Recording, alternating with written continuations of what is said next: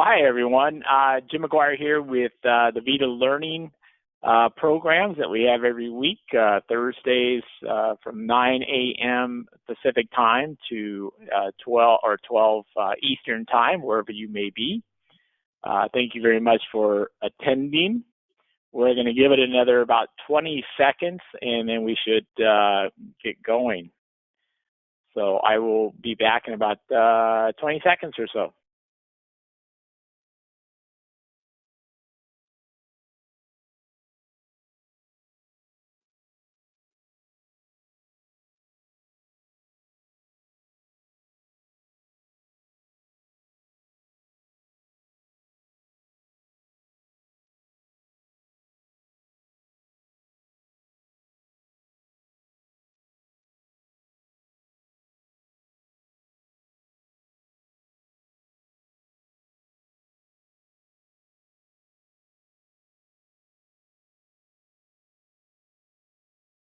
All right, hello again. This is Jim McGuire with VITA North America. Welcome to our VITA Learning program today. Today we are talking about the zirconia and providing the ultimate natural looking zirconia restorations possible. Our presenter is going to be Paul Richardson, CDT. I will turn it over to him in a few minutes. This program is about 20-30 minutes long. We're trying to keep them short here. We have a recording going on as well. So if anybody is interested after the program, we actually will post this webinar on our social media pages, whether it's Facebook or LinkedIn or Twitter or the YouTube. The YouTube has got all of our previous weekly VITA learning videos available for your peruse. But we have many on there. We've probably got, I don't know, a good 20, 30 of them on the website itself. So please check those out. Go to our VITA social websites. We are going to have everyone on mute for the next 20-30 minutes. If you have a question on that panel of the GoToWebinar panel, there is a question box. Go ahead and type your question out, and I will help with Paul's assistance that will help you answer your questions and get through any questions at the end of the program as well. So again, welcome to the VITA Learning program. Again, providing the ultimate natural looking restoration possible. And I welcome Mr. Paul Richardson to the event here. So I will open it up and make him the presenter.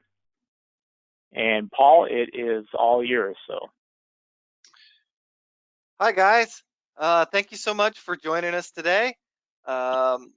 You know, as Jim said, this is our weekly webinar series where we are doing topics that you guys ask for. So, you know, please keep sending in, you know, questions and topics that you guys want us to cover, and we'll be happy to go over them.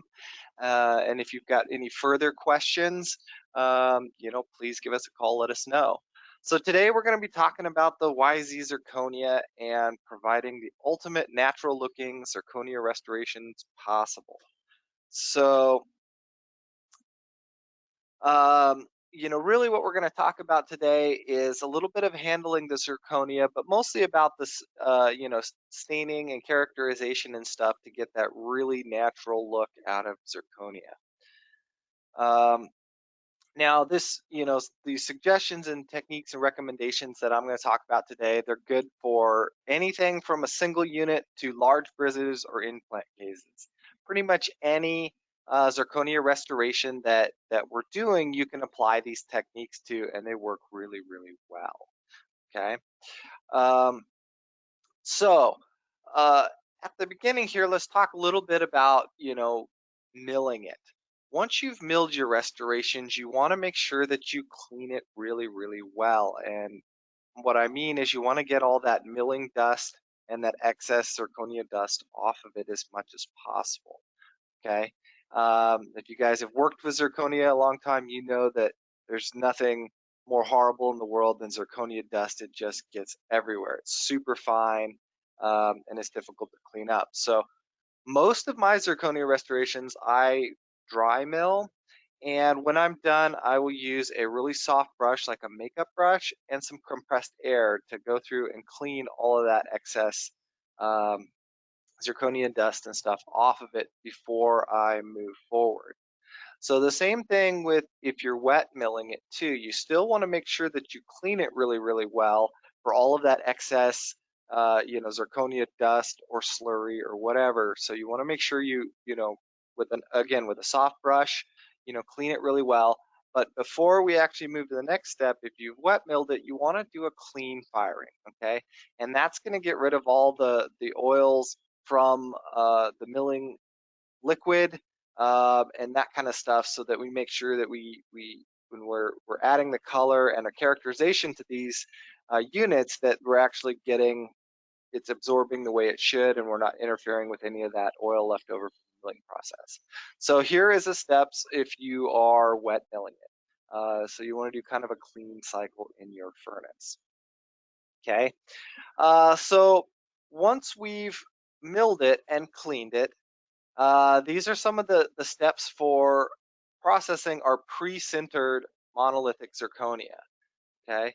And for the most part, that's kind of what we're talking about today, is monolithic zirconia, making it look super aesthetic, okay?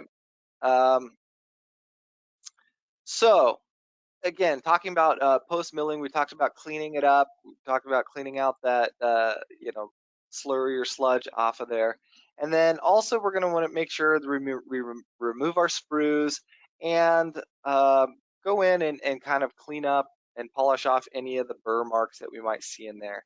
Now, if you've never used zirconia before, be careful, because the pre-sintered zirconia is very, very soft. It's almost like chalk. Okay, so when you're grinding on it, be very, very careful. It's very easy to grind too much. So you want to make sure that you're using, a rubber wheel or something like that, and take it off very, very slowly. Be patient here. Okay. Now you want to smooth it, and like I said, by smoothing it, I mean take off the sprues and any of the burr marks. But you don't want to it says they're pre-polish, and depending on how soft a rubber wheel you have, you can actually kind of pre-polish it and get it almost looking shiny in that pre-sintered state. Now, be very careful with that. If you're just going to polish this at the end, then that's okay, and it will come out looking really good. If you're going to add any color to it, then I would not try and get it looking shiny in that pre-sintered state, because it's not going to absorb the liquids as readily as if you just used just the regular rubber wheel. Okay, so and then a dry brush and some oil-free compressed air, and clean it up really well before we move on to adding our liquid stains. Okay, so our liquid stains, we actually have three different types, if you will. We have our shade, which is going to be our A1, A2, our standard shade. We're going to have our chroma liquids, and we're going to have our characterization liquids. And I'm going to go through kind of what each of those are and kind of how to use them. All right, so you can get a full kit, which comes with all of the shades, and then a kit for the chroma and a kit for the characterization. Or if you can do a starter kit like what's shown on the screen here, which comes with everything you need for like an A2 or 2M2, which will come with the chroma, the blue, the gray, and a couple of brushes. All right, and that's a good place to start. Now, the first thing we're going to do is actually we're going to stain it to the shade. So we're going to use our shade stains. So that for this example, it would be our A2. Now we're milling out of a pure white zirconia, and we're going to stain it to shade it. Okay, and this works really well. If you've got lots of units, or if you're trying to really customize a shade, this works really, really well. Okay, now there's a couple ways to do it. You can dip it which is what's being shown on the screen here, or you can brush it on. Now, it totally is a personal preference and depends on the kind of workflow you have. Dipping it is much faster, and if you're doing a lot of high production stuff and most of the stuff you're dipping is, you know, second molars or back, then and you've got a workflow for that, totally go for it. Okay, I prefer to brush it on, and the only reason I prefer that is because I feel like I have a little bit more control over it. But it really comes down to it's a personal preference, whichever way you're more comfortable with. And it may be one of those that you just have to try it a couple times each way just to see which one you like the best. Okay, and the brush technique is exactly that. We're going to use a brush to actually paint it on, and you can, and I've got a chart a little further on that'll kind of show you exactly how to do that. If you're painting it on, there's a couple techniques where you would, brush like near the cervical there, and then go up a third, do a second brush coat, and then up the top and do a third one. That way the bottom actually has almost 3 coats and the incisal only has a single. So you get kind of a transition there. And I kind of like that, when I'm doing the brush on technique, and I can't get that when I'm dipping it. It comes out uniform. So that is one of the things that you can do with the brush technique. Now, the second set of stains we have are chroma stains. Okay, now this is different than our shades, okay, because we still want it to be A2. We just want to bring out a little bit of the chroma, usually down near the cervical area or occlusal grooves or interproximal, something like that. But again, this is just another way for us to add characterization and realism or lifelike to these restorations, is bringing out the chroma in a couple of those different areas. And then the last thing we have is our characterization liquids, and which usually are there's a blue, a gray, a brown, an orange, and there's a pink if you're doing any large bridges that have gingival areas. And again, if you remember, that where we get our aesthetics, our characterization, or our when we're looking at these, is that light penetrating the crown. And so the deeper we can get these stains, okay, the better reflection that we're going to get as the light shines in or through that restoration. So adding these in that pre-sintered state so they soak in to that zirconia adds some really great characterization. So you can see over here, if you look at the example, you can see near that incisal edge, we've added a little bit of blue and gray to give it that illusion of incisal translucency. And you can see how well that looks when we've internally stained it. Okay, so here's another example of how that brush technique works. Okay, and so you can see the yellow there is the shade stain going on. Okay, and then you've got that blue and some of the gray and stuff up at the top. Those are our characterization stains, the blue and the gray that we talked about. Here's that chart that talks about how many number of brush strokes on the cervical of the body to get the different shades and effects. And I'll get you guys a copy of this, so don't worry about it. And again, this is kind of what it looks like, adding some of those different colors along the incisal and in some of the characterization or the grooves. And there you go.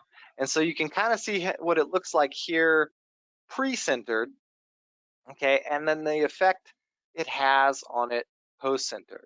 Now you can see that it is very subtle, which is okay. We don't need it to be really, bold, but you're really going to be able to tell the difference, if you looked at it side by side with a zirconia restoration that didn't have this on there.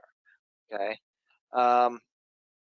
So where do we go from here? Once we've colored it, okay? However you decide you're going to color it, whatever characterizations you're going to add to it, okay? You must pre-dry it, okay, with the shading liquid because it's wet.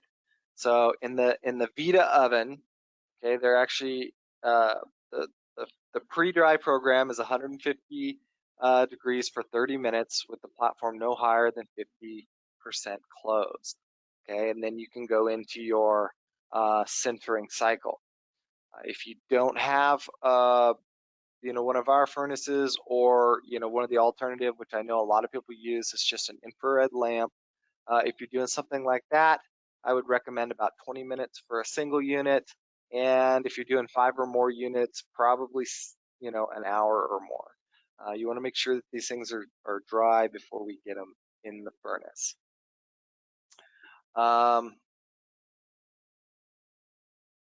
Now, I didn't go into some of the different types of zirconia that we have available.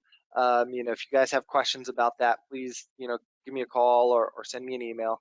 And I'm talking about like our ST or our XT, that kind of stuff. Now, depending on which ones you use, the actual firing cycle is going to be slightly different because the material is slightly different.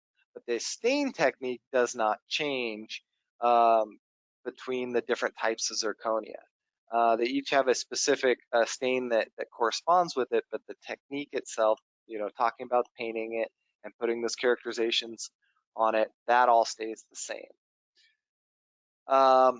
Also, if you're using a VITA, furnace and all of that, then of course all of our materials are going to be in there. It's all pre-programmed and very easy to use. Also, if you're using a CEREC unit, all of our materials and all that kind of stuff are pre-programmed into the CEREC as well. So again, it should be very easy for you, if you've got one of those, to just throw it in and pick the program and go. If you have a furnace other than that, again, give me a call. I'll give you the firing charts for whatever zirconia you're using, and we can get you set up that way as well. Now, once it's been sintered, and actually after it comes out, I usually try and do all my adjustments before. They typically discourage doing much grinding on zirconia after it's been sintered, and the reason is because there's the potential for micro cracks and things like that. If you are going to grind on it, please do it minimally. I would use a diamond impregnated burr, and I would irrigate it as much as possible. You want to keep that heat down as much as you can. And then if you have ground on it, I would definitely go back in and make sure that you polish whatever area that you ground on. Okay. Now, how do we finish these restorations? Again, a polishing kit comes in really, really well. We've got our clinical set or our technical set. I use the technical set all the time. Those little pointy ones work great. I love them. And really, one of the most important things when you're doing these restorations, especially for anything in the posterior, is you want to make sure that you polish those occlusal surfaces really, really well. That zirconia can be very abrasive against natural teeth, but not if it's really, really highly polished. If it's really, really highly polished, there's almost zero wear on the opposing. So that is the absolute ideal finish on any occlusal surface, is to have it very, very, very smooth and very high shine polished. Okay, and I recommend one of these kits to do that. Now, in addition to that, if you want to go in and do staining glaze, that's totally fine. Okay, but at very minimum, I would polish those occlusal surfaces because, at some point that staining glaze is going to wear through, and if we haven't polished that occlusal surface underneath, as soon as we wear through that glaze, okay, then we're against that unpolished zirconia, and it's going to wear really hard on the opposing. But if we polish it before we add the glaze on to it, even if we wear through, it'll be totally cool. Now, you can just polish the zirconia restorations, and that's it. I know a lot of people that do it that way. And if you're interested in speed, then that's a really quick and easy way to do it. But of course, staining and glazing has a lot of advantages too. One of them is our glaze. We have our fluoro glaze, which adds fluorescence to it, which doesn't come naturally in a zirconia restoration. So, we're talking about, highly aesthetic restorations here. So I really encourage you to add this. If we're going to go through all of the steps to do the internal staining, but we don't have any fluorescence, people are really going to notice. So that's one of the things you can get with our floral glaze. Okay, and you can spray it on or brush it on,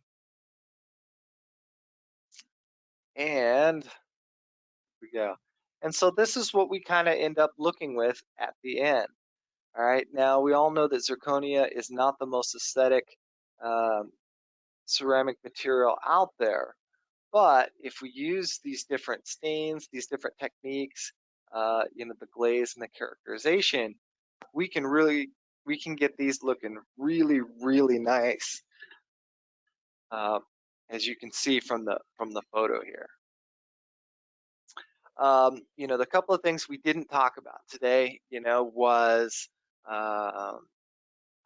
doing any kind of, we were talking mostly monolithic restorations today. But you certainly can use this technique and still, veneer it with a veneering porcelain, like our VM9 or our new Lumex AC. You can absolutely do that as well. Again, getting those stains deep internally is only going to add to, any benefit we're going to get from, adding the VM9 or anything like that. So, you're certainly welcome to use this technique for monolithic or layered zirconia. It's certainly going to work for both. And of course, VITA has you covered for, whatever you need. If you need the glaze, like I said, you can get the fluorescence in it, the different stains. We've got a different webinar talking about our Accent Plus and all that. We'll go through some of that in a different time. You can tune in for that. We've got our furnaces. We've got our different, ceramics available, and then of course our veneering material. So that is kind of a quick run through of how to get some super aesthetic restorations out of our zirconia using our different stains and our different components. Thank you guys so much for joining us.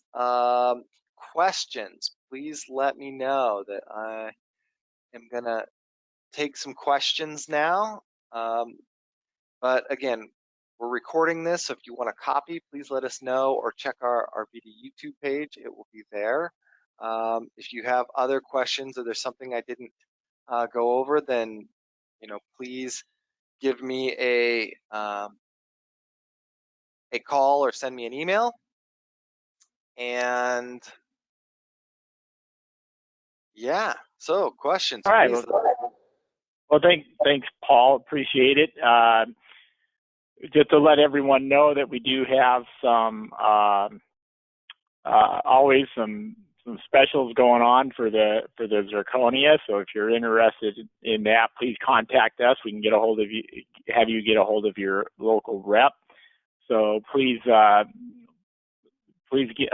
to us and let us know how we can help you in the zirconia. Paul, as you mentioned, we do have the videos available that are on the social media. Any of these sites, we have them all posted. Today's webinar will be posted probably in a couple of hours. So make sure you come back if any you missed. If you do have any questions, please feel free to start typing them into the question box on that panel. Otherwise, as Paul mentioned, you can get a hold of us through the help desk, whether you're USA or you're visiting us from Canada, or you can email us at the help@VITANorthAmerica.com, or our personal emails are on the screen as well. So please send us your emails, give us a call, and we'd be happy to help you through whatever questions you may have. So the questions, let's see here. I'll go to the question box here, and we have a couple questions. So we have one from Paula that's asking, well, what colors of stains are available? And Paul, I know you went over a few of the stain colors, but I was just informed that we also have some additional effect stains that are available. There's actually 3 pinks available, so you can mix and match. So these liquids, of course, you can mix together and get whatever tone you want. But there's a light and a dark pink, and then there's a medium pink, and then of course now we have an orange and a brown. Paul, you mentioned the chromas, which really give some good surface saturation. I know you've used these extensively, so how is that working with the blue and the gray, trying to create that translucency on some of your restorations? Yeah, it comes out looking really good.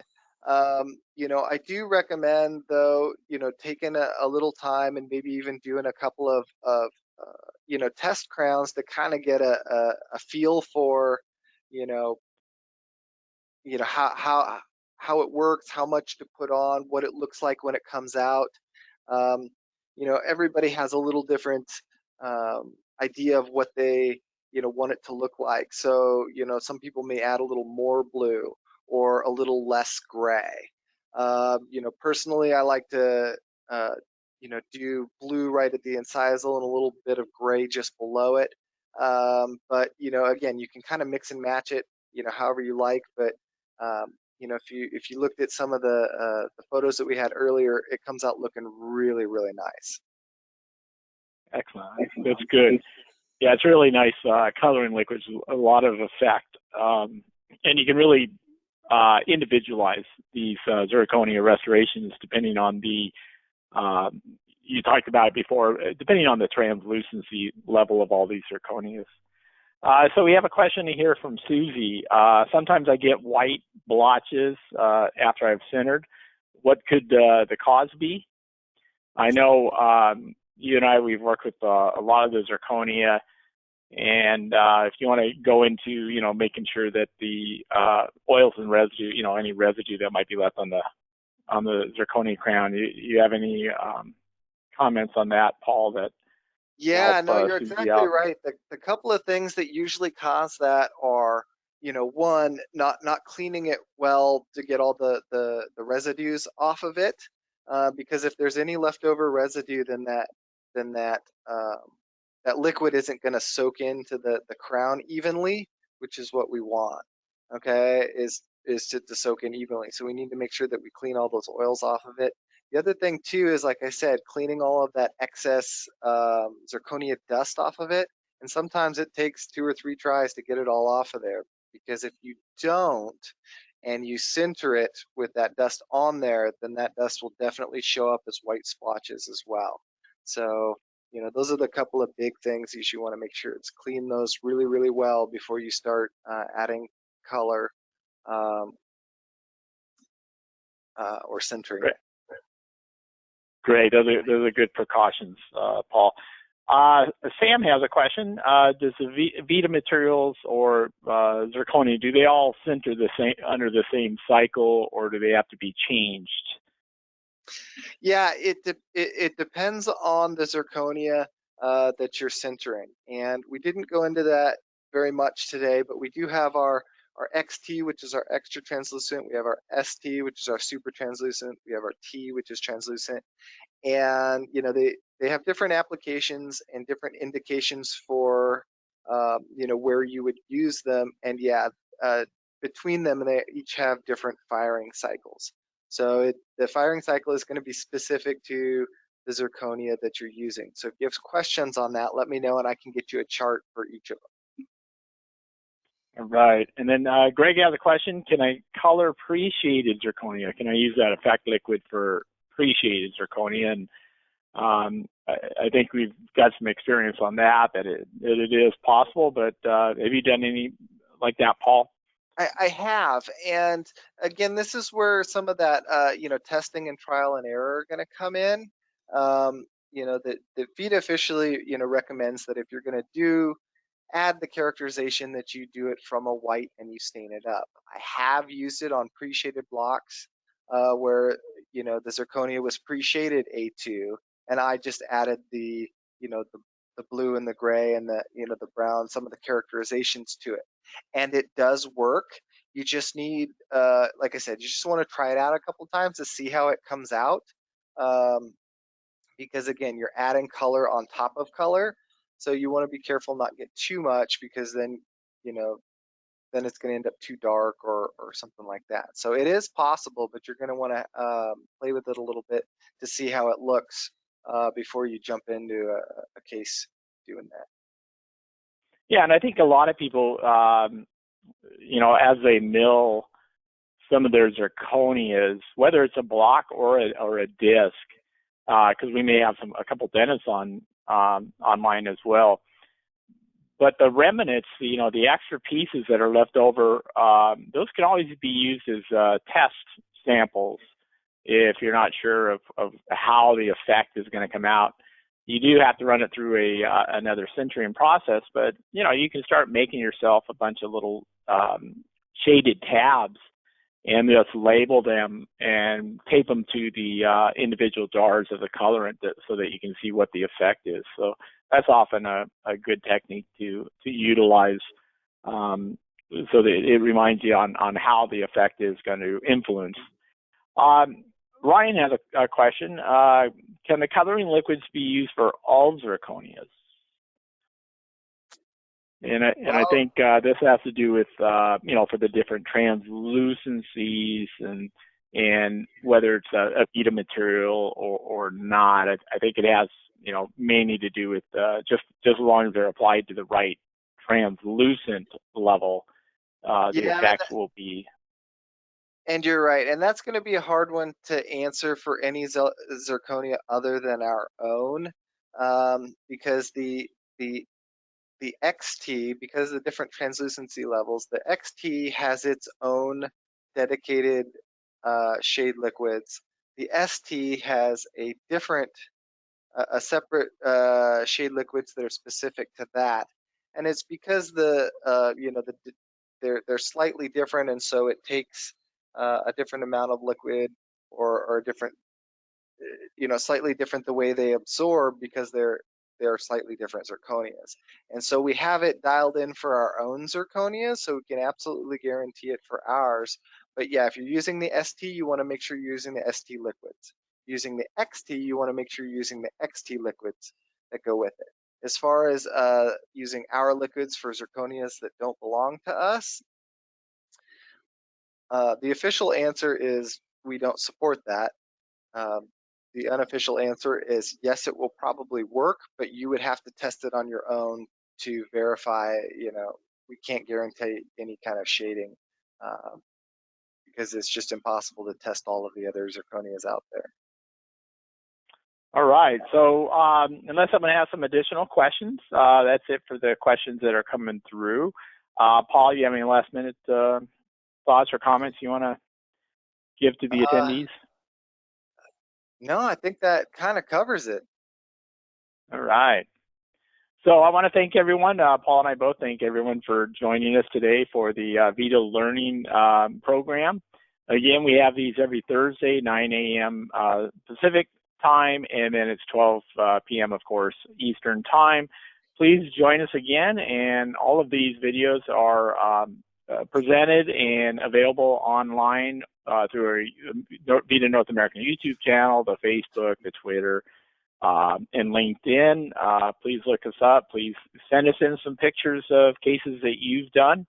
Get all those of us if you have any questions or you'd like to share some of your casework that you think you're very proud of.